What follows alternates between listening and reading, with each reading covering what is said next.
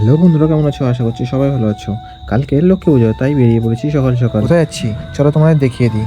যাচ্ছিলাম নদিয়াতে, নবদ্বীপের কাছাকাছি প্রায়। আর আজকের আবহাওয়াটা অনেকটা মেঘলা মেঘলা ছিল, তাই যাওয়ার সময় খেয়ে ফেললাম। খেয়ে তাড়াতাড়ি করে বেরিয়ে পড়েছি যাওয়ার জন্য।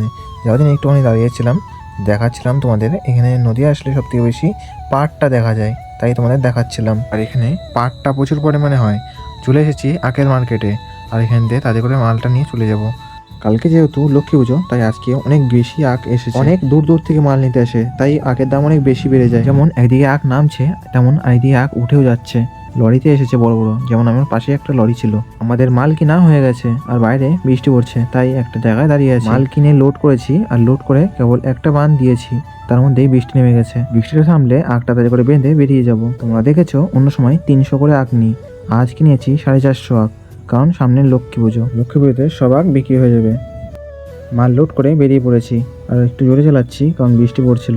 আর বাবার বসতেও খুব অসুবিধা হচ্ছিল, তাই ভালো করে ধরে বসে আছে। আখের মার্কেটে যতবার বাইরের গাড়ি ঢোকে, তখনই আখের দাম প্রচণ্ড বেড়ে যায়। এতটাই বেড়ে যায় যে আখে ধরতে গেলে যেন ছ্যাঁকা খাচ্ছি।